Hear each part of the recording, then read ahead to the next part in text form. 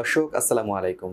আমরা যারা নতুন ইউটিউবিং শুরু করি অথবা যারা নতুন ইউটিউবার আছেন তাদের উদ্দেশ্যে আজকের এই ভিডিওটি করার চেষ্টা করছি। দর্শক আমরা যারা নতুন ইউটিউবার অথবা নতুন চ্যানেল ক্রিয়েট করি তখন দেখা যায় যে আমরা কিছু ভুল করে থাকি, যেই ভুলগুলো আমাদের যখন চ্যানেলটা বড় হয় তখন আমাদের সেই ভুলগুলোর মাসুল দেওয়া শুরু হয়। বেশিরভাগ ক্ষেত্রেই দেখা যায় যে চ্যানেলটা বড় হওয়া তো দূর, আমাদের এই সমস্ত ভুলের কারণে এই চ্যানেলটা কখনোই র্যাঙ্ক করে না অথবা কোনো ভিডিওতেই আশানুরূপ কোনো ভিউ আমরা কানেক্ট করতে পারি না। দর্শক নতুন ইউটিউবারদের নিয়ে আজকের এই ভিডিওটি করার চেষ্টা করেছি এবং নতুন ইউটিউবারদের এটা ভুল বলবো না, এটা নেশার থেকে বলুন আর ভালো লাগার থেকে বলুন, এটা আমরা করে ফেলি, কিন্তু ইউটিউবের কাছে এটা সুইটেবল না বা এই জিনিসটা ইউটিউব পছন্দ করে না, কিন্তু এই বিষয়গুলো আমরা করে ফেলি। দর্শক যদি ভিডিওটি নতুন দেখে থাকেন তাহলে অবশ্যই আমাদের চ্যানেলটি সাবস্ক্রাইব করে দিবেন। দর্শক প্রথম যে ব্যাপারটি বলবো এটা হচ্ছে সাব ফর সাব। এটার সাথে আমরা সবাই পরিচিত। আমরা খুব দ্রুত চেষ্টা করি আমরা কিভাবে 1000 সাবস্ক্রাইবার পূর্ণ করব।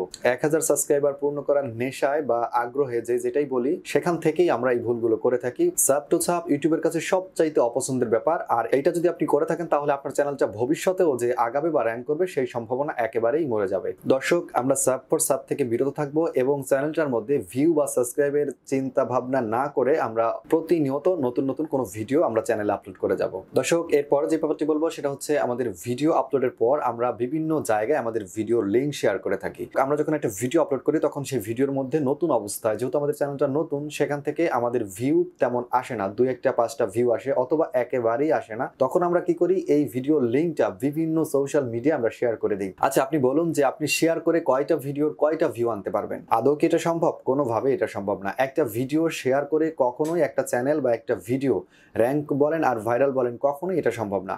বিধায় লিঙ্ক শেয়ার থেকে বিরত থাকবেন। হ্যাঁ, লিঙ্ক শেয়ার করা যায় কোন ক্ষেত্রে, যেমন দেখা যায় আপনি আপনার ভিডিওটি আপলোড করেছেন, সেই ভিডিওটি আমার কাছে বা আপনি আপলোড করেছেন কিন্তু ভিডিওটা আমি দেখছি, আমি অন্য একজন দর্শক বা ভিউয়ার্স, আমি আপনার ভিডিওটা পছন্দ করেছি, সেই ভিডিওটা আমি আমার জায়গা থেকে শেয়ার করতে পারি। আমি যদি দর্শক হিসাবে আপনার একটি ভিডিও শেয়ার করে তখন আমার জায়গায় আরেকটা দর্শকও আপনার ভিডিওটা পছন্দ করবে, সেও শেয়ার করবে। তো আপনি যদি ভিডিওটা শেয়ার করেন তো কয়টা শেয়ার করতে পারবেন? আর একটা কথা মনে রাখবেন, ইউটিউবের বাইরে যদি এক্সটার্নাল সাইট থেকে আপনার ভিউ বেশি আসে তাহলে কখনোই আপনার চ্যানেলটা মনিটাইজেশন হবে না। এই ব্যাপারটি থেকে অবশ্যই আমরা দূরে থাকবো। দর্শক এরপর আপনাদের সাথে যে ব্যাপারটি শেয়ার করবো সেটা হচ্ছে আমরা যখন নতুন চ্যানেল ক্রিয়েট করি তখন আমরা এক ধরনের পাগল হয়ে যাই। সেটা কেমন? আমরা যখন চ্যানেল ক্রিয়েট করি এর আগে থেকেই অনেক ধরনের প্রায় 20টা 50টা বা 10টা এরকম কন্টেন্ট আইডিয়া আমাদের মাথায় থাকে। আমরা চ্যানেলটা ক্রিয়েট করার পর ধুম সেখানে ভিডিও আপলোড করি, একদিনে 2টা 3টা 4টা ভিডিও আপলোড করি, এভাবে চলতে থাকে। তখন দেখা যায় যে মাসখানেকের মধ্যেই আমাদের চ্যানেলের মধ্যে 50টা বা 40টা এরকম কন্টেন্ট হয়ে গেছে। তো এক মাস পরে আমাদের দেখা যাচ্ছে যে তেমন আর কোনো কন্টেন্ট আইডিয়াও পাই না বা কন্টেন্ট নেই, আমরা তেমন নিয়ম মেনটেন করে আর ছাড়তে পারি না। আপনি যে 2টা 3টা ভিডিও আপলোড করেছেন, এভাবে কি আদৌ একটা চ্যানেল কন্টিনিউ করা সম্ভব? কখনোই সম্ভব না।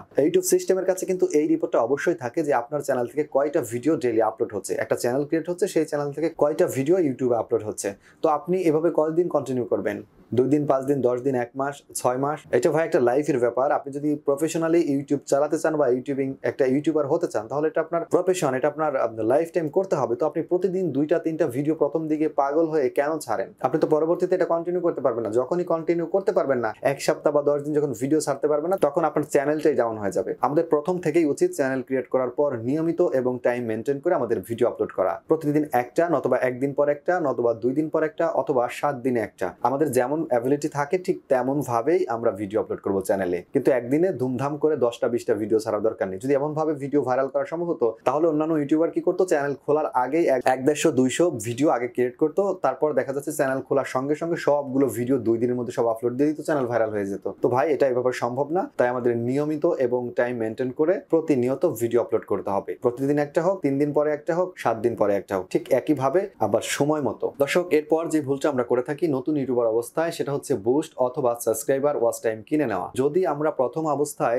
1000 সাবস্ক্রাইবার এবং 4000 ঘন্টা ওয়াচ টাইমের মাইল ফলক আমাদের কাছে এতটা লম্বা হয়, আমি 1000 সাবস্ক্রাইবার কিভাবে পূর্ণ করবেন সে বিষয়ে আমার একটা ভিডিও আছে। সেই ভিডিওতে আমি ঠিক একই কথা বলেছি যে আমাদের 1000 সাবস্ক্রাইবার আর 4000 ঘন্টা ওয়াচ টাইম যদি আমাদের কাছে এত লম্বা মনে হয় তাহলে আমরা লাইফ টাইম একটা ইউটিউব কিভাবে চালাবো? দর্শক আমরা কখনোই সাবস্ক্রাইবার কিনতে যাব না। সাবস্ক্রাইবার যখন আপনি কিনবেন বা ওয়াচ টাইম যখন আপনি কিনবেন, এক্সটার্নাল কোনো সাইট থেকে আপনি ওয়াচ টাইম বা সাবস্ক্রাইব কানেক্ট করবেন, তখন দেখা দেখা যাবে এটা আপনার ইউটিউবের কাছে অবশ্যই থাকবে। এর পরবর্তীতে আপনি একটা ইউটিউব চ্যানেলের মধ্যে যত পরিশ্রম করেন, ইউটিউব থেকে আপনি ফ্রিতে আর কোনো বুস্ট পাবেন না। আর ইউটিউব নিজে যদি আপনার চ্যানেল বুস্ট না করে বা কোনো ভিডিও বুস্ট না করে, কখনোই আপনার চ্যানেল বা ভিডিও ভাইরাল বলেন আর র্যাঙ্ক বলেন, কখনোই এটা সম্ভব না। তাই অবশ্যই নতুন ইউটিউবার যারা আছি তারা কখনোই সাবস্ক্রাইবার অথবা ওয়াচ টাইমের চিন্তা না করে প্রতিনিয়ত ভিডিও আপলোড করে যাবো, বা এটা আমরা করবো না। এটা থেকে অবশ্যই আমরা বিরত থাকার চেষ্টা করব। দর্শক, নতুন অবস্থায় আমরা যখন 20টা 15টা বা 30টা ভিডিও আপলোড করে ফেলি, তখন আমরা কি করি, হুট করে টপিক চেঞ্জ করে ফেলি। কারণ অন্যান্য টপিকের মধ্যে অন্যান্য ইউটিউবাররা ভিডিও ফেলার সঙ্গে সঙ্গে দেখা যাচ্ছে অনেক ভিউ হচ্ছে। সেই নেশায়, সেই আগ্রহ থেকে আমরা অন্য ধরনের টপিক নিয়ে আমরা ভিডিও আপলোড করা শুরু করি। দর্শক, টপিক যখন একটা চেঞ্জ করা হয়, আপনি যখন প্রথম থেকে একটা টপিকে কাজ করা শুরু করবেন, তখন আপনার চ্যানেলটা ধীরে ধীরে র্যাঙ্ক করা শুরু করবে বা ইমপ্রেশন বাড়া শুরু করবে। আপনি যখন টপিক চেঞ্জ করবেন, হুট করে যখন একটা টপিক চেঞ্জ করবেন, বা 2-3 দিন গ্যাপ দিয়ে হোক বা সাথে সাথেই হোক, যখন আপনি টপিক চেঞ্জ করবেন, আপনি যে টপিক চেঞ্জ করে ফেললে যে চ্যানেল ড্যামেজ হয়ে যায় আমি সেটা বলছি না, কিন্তু চ্যানেলটা ডাউন হয়ে যায়। আর যেই ডাউন হয়ে যায় বা যারা ডাউন চ্যানেলটা র্যাঙ্ক করিয়েছে বা র্যাঙ্ক করানোর চেষ্টা চালাচ্ছে, এটা যারা করছে বা যারা ডাউন চ্যানেল গ্রো করানোর চেষ্টা চালাচ্ছে বা চেষ্টা করে সফল হয়েছে, তারা জানে একটা ডাউন চ্যানেল উপরে উঠানোটা কতটা পরিশ্রমের বা কতটা কষ্টের। তো দর্শক, আমরা কখনোই এই কাজটা করব না। প্রথম থেকে আমরা চিন্তা ভাবনা করে নিব যে কোন কাজটা আমরা পছন্দ করি, কোন কাজটাকে ভালোবেসে করতে পারি, অথবা কোন কাজটা আমরা লাইফ টাইম ভরে করতে পারবো, কোন কাজটার মধ্যে আমাদের বিরক্ত আসবে না, তেমন একটা টপিক আমরা নিয়ে কাজ করার চেষ্টা করব।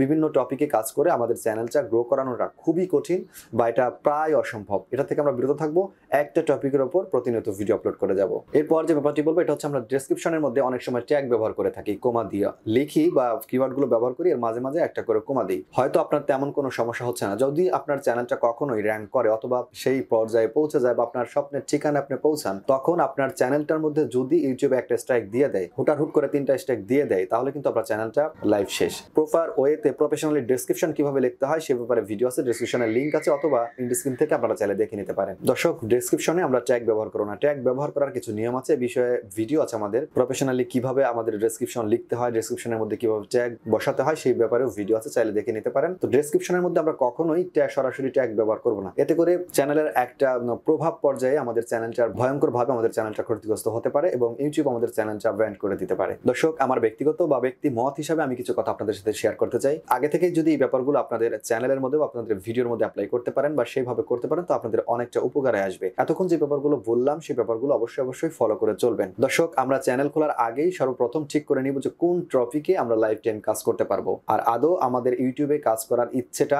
আছে কি নাই। ইউটিউবে কাজ করতে হলে 1 দিন 2 দিন বা 5 দিন 10 দিন 6 মাস 1 বছর এমন ভাবে কাজ করার পর যদি চ্যানেল ভাইরাল হয় হলো, না হলে ইউটিউব বাদ দিয়ে দিব, এমন চিন্তা ভাবনা নিয়ে ইউটিউবে আসার কোনো দরকার নেই ভাই। মন খারাপ করবেন না, কারণ আমি ইউটিউবের মধ্যে অনেক ইউটিউবারদের দেখেছি যাদের পিছনের পরিশ্রমটা। আমি আমার এক বড় ভাই টেকিং নামের একটা চ্যানেল, চাইলে দেখে নিতে পারেন চ্যানেলটিকে। এই চ্যানেলটার পিছনে যে কি পরিমাণের পরিশ্রম করেছে সেটা আমার নিজের চোখ দিয়ে আমি দেখেছি। অন্যজনের টপিকের পিছনে আমরা কখনোই ছুটবো না। দর্শক, আমাদের চ্যানেল খোলার আগেই নির্দিষ্ট একটা টপিক আমরা ঠিক করে নিব, যেই টপিকের উপর আমরা লাইফ টাইম কাজ করব।